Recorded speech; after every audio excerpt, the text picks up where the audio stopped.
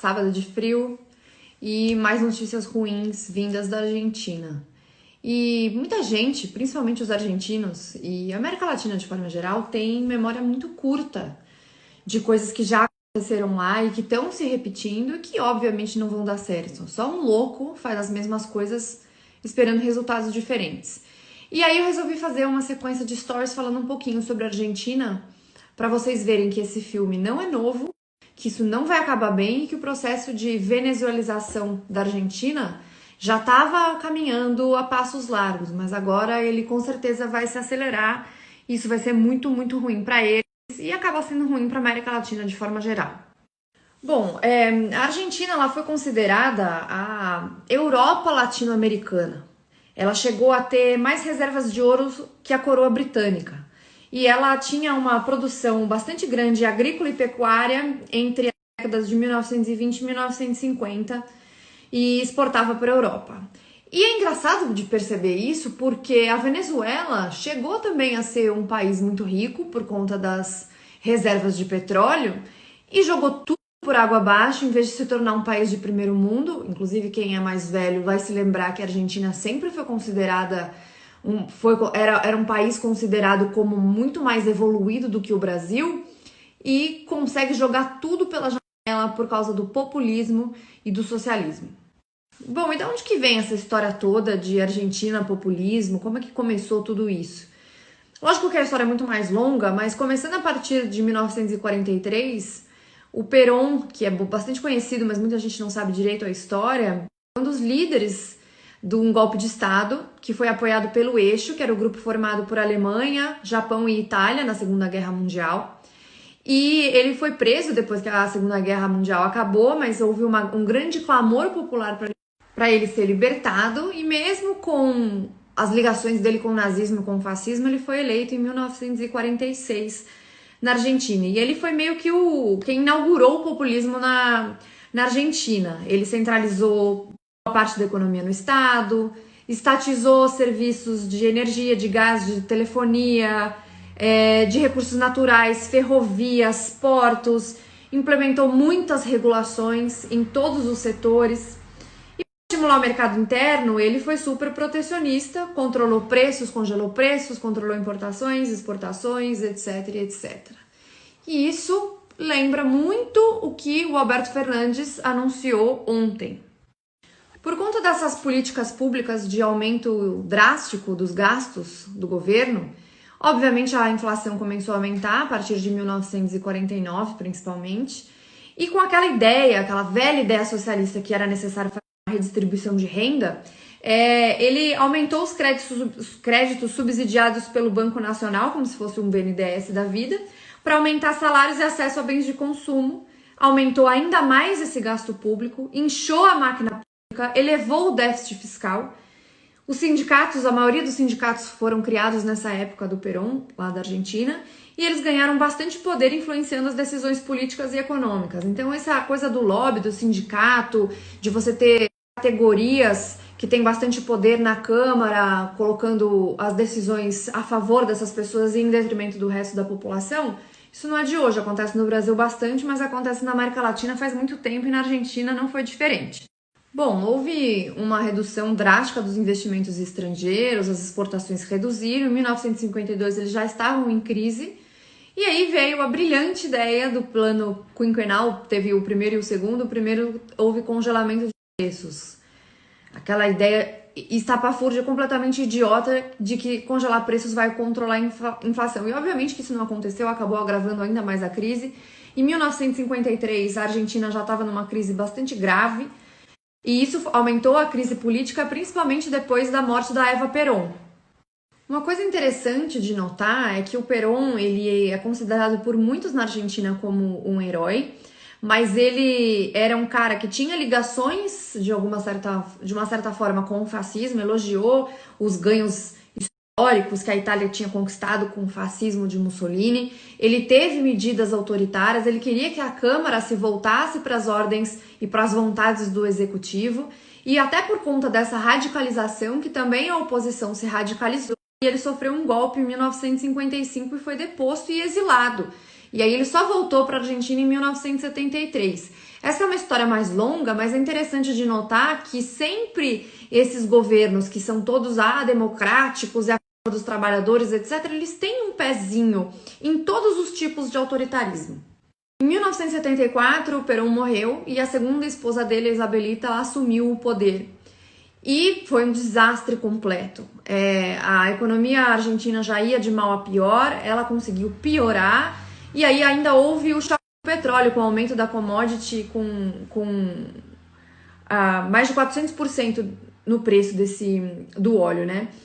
E ela foi deposta pelos militares em 1976, mas a inflação já era de 900% ao ano. Logo depois dessa deposição, os militares colocaram lá um cara chamado Jorge Rafael Videla, que era para fazer a reabertura do mercado, só que ele fez isso de uma maneira péssima, ele não fez as reformas estruturais, e por isso que a gente sempre fala da importância de fato de fazer reformas estruturais, sempre, e isso não aconteceu. E aí as empresas argentinas não conseguiam concorrer com as estrangeiras, houve aumento do salário mínimo substancialmente acima da produtividade, o que aconteceu no Brasil por muito tempo, principalmente na era PT, o que causou desemprego. Na Argentina também não foi diferente, mais aumento de gastos públicos, a inflação continuou subindo e aí o desemprego na Argentina foi para níveis absurdos. Em 1982, o general Cautieri teve a brilhante ideia de invadir as Ilhas Maldivas. E aí foi brigar com quem? Com o Reino Unido. E aí, obviamente, em 2 meses ele assinou a rendição. Essa brincadeirinha custou não só a vida de muitas pessoas, mas afundou o país em dívidas. A queda dos militares acabou acontecendo por isso, mas a dívida externa subiu 400% e 30% da população vivia em situação de pobreza extrema e, obviamente, que a corrupção continuou avançando. Isso é muito parecido com a história da Venezuela, obviamente sem as Malvinas, mas a Venezuela também teve um aumento drástico da população vivendo em extrema pobreza, com esse aumento de gastos públicos, que inicialmente dá essa sensação de melhoria de vida, mas depois ferra todo mundo, né? Bom, aí o que aconteceu? O Raul Alfonsín assumiu a presidência, só que ele fez as mesmas coisas que os outros presidentes fizeram, os mesmos erros. O que ele fez para controlar a inflação? Congelamento de preços. Parecia que o Bresser Pereira e o Beluso ali do lado dele falando, vai lá, sabe aquele diabinho? Vai lá, congela preços de novo que vai dar certo sim. E aí ele fez uma alteração da moeda, a dívida com o FMI cresceu, a inflação foi para 5.000% ao ano, e isso só em 1989. E ao fim desse ano de 1989, o Carlos Menem assumiu a presidência da Argentina e começou a fazer algumas reformas estruturais no Estado, retirando o congelamento de preços, fazendo algumas privatizações, reabrindo o mercado o mercado argentino para o mercado internacional.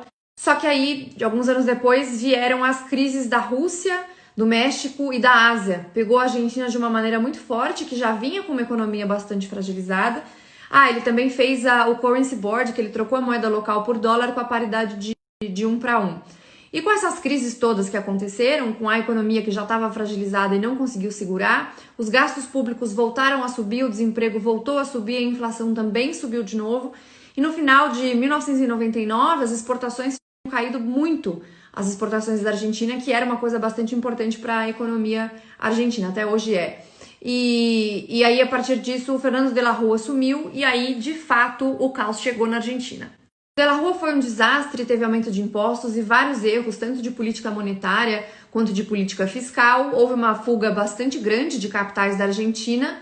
O FMI veio e emprestou 40 bilhões de dólares para a Argentina, só que por conta de esses erros, o país estava num caos absurdo, o desemprego continuou aumentando, e aí vieram as ondas de saques, de greves e todas essas coisas. O mercado de crédito da Argentina foi pro buraco e o rating do país caiu massivamente. Em 2002 veio um presidente transitório que declarou moratória e disse, não, a gente não vai mais pagar a dívida externa, a gente vai dar calote em vocês, danem-se em vocês, e fez confisco do dinheiro dos argentinos, igualzinho o Collor fez aqui no Brasil, e com a revogação do Currency Board, o dólar foi pro beleléu. Em 2003, o Néstor Kirchner foi eleito, e pelo mesmo partido do Perón. E aí ele fez um plano econômico que era até relativamente interessante e melhorou o ambiente de investimentos, porque houve um boom de commodities pela China, que o também se beneficiou muito, foi exatamente na mesma época que o Lula foi eleito aqui. E aí, pela primeira vez, houve superávit. De 2003 até 2007, o crescimento da Argentina foi alto, que nem no Brasil, porque exportava bastante para a China. Então, a gente no Brasil e a Argentina conseguiu fazer a mesma coisa. Então, mesmo sem planejamento, sem grandes reformas estruturais, ele conseguiu um crescimento. E, obviamente, fica mais fácil ainda de implementar o populismo e continuar no poder por mais tempo, prometendo aquilo que você não pode entregar. Tanto o Brasil quanto a Argentina ficaram extremamente dependentes dessa exportação de produtos do setor primário. Isso foi muito ruim no futuro, a gente foi ver isso depois. Então, inicialmente era simples até de entregar um certo superávit por causa dessas políticas, por causa da exportação para a China, principalmente. Mas depois os problemas vieram, e principalmente depois que a Cristina Kirchner assumiu no lugar do seu marido. E aí as políticas econômicas heterodoxas foram aplicadas, muito parecido com o que a Dilma fez no Brasil. Tantas semelhanças da Argentina com o Brasil.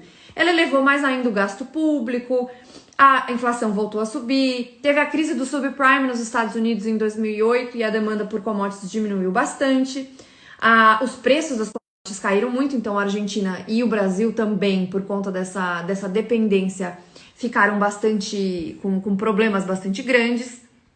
Bom, da mesma maneira que aqui no Brasil, os argentinos insistiram no erro com a Cristina Kirchner e a reelegeram em 2011. A mesma coisa que fizeram com a Dilma aqui, mas ela acabou sendo afastada depois, né? Mas o que aconteceu? O Kirchner morreu, ela já era viúva, e aí ela deu a louca de uma vez, e o Guido Mantega da Argentina junto com a Kirchner, igual o Guido Mantega aqui no Brasil com a Dilma, implementaram de vez a política heterodoxa de tentar melhorar a economia com o estímulo do consumo, de uma maneira completamente artificial, com gastos públicos bastante exagerados, ou seja, já era uma economia muito difícil de ser recuperada e eles queriam recuperar fazendo as mesmas coisas que deram errado no passado. Brilhante, brilhante.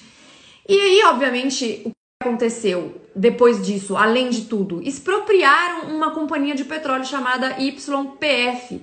E quando você faz isso, vai pro beleléu mais ainda a sua segurança jurídica e ninguém mais vai querer investir num país desse. Por causa dessa credibilidade da Argentina, que já estava péssima, foi afetada mais ainda com essa expropriação, a estatização de uma empresa de petróleo, um puta de um absurdo, a Argentina não conseguiu alongar o prazo da dívida que ela tinha, e os dados econômicos começaram a ser maquiados. Isso durou bastante tempo, até a Kirchner sair do poder. A inflação subiu, os preços voltaram a ser congelados, eles insistiram nesse erro de novo, a moeda se desvalorizou demais e o país perdeu crescimento demais, de novo.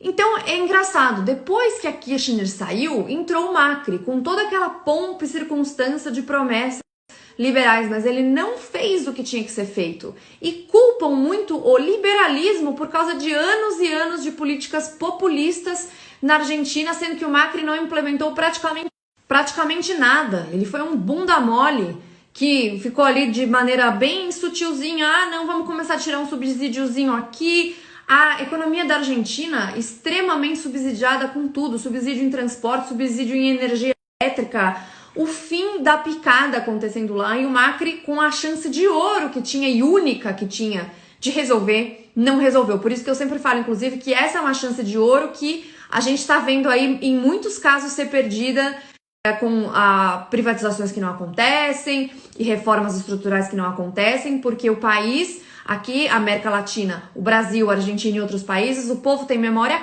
curta e adora um populismo. Quando o Alberto Fernandes venceu e a vice dele é a Cristina Kirchner, eu falei, aguardem que o negócio vai vir pro buraco. E depois dessas medidas anunciadas por ele ontem, estatização desses serviços e garantia de serviço para todos, gente, o negócio na Argentina vai degringolar, mas é muito. Já estava péssimo, mas agora vai ficar pior ainda. E percebam as semelhanças dos regimes populistas, lógico, de maneira muito simplista e sem me aprofundar em nenhum dado aqui, mas vocês podem procurar isso na internet, tá à disposição de todo mundo. Como é semelhante sempre as mesmas coisas, as mesmas reivindicações, as mesmas medidas, só os resultados não vão ser diferentes. Então, a gente que não fique de olho, A gente que não fique de olho para ver se um PSOL da vida não toma conta e faz as mesmas coisas que eles estão fazendo na Argentina, que é o sonho de vida deles fazer esse monte de merda aqui. O negócio vai degringolar muito lá. Com certeza as fronteiras da Argentina com o Brasil vão ficar lotadas de pessoas, exatamente como aconteceu na Venezuela, que é o sonho cor-de-rosa da esquerda, que obviamente eles sempre dizem que a Venezuela não é que eles acham que deveria ter acontecido, mas muitos inclusive defendem o que o Maduro fez lá, o que Chávez e Maduro fizeram lá. Então a gente que fique de olho disso não acontecer no Brasil, se a gente não fizer alguma coisa agora, nessa chance que a gente tem de não ter esquerda no poder. Tem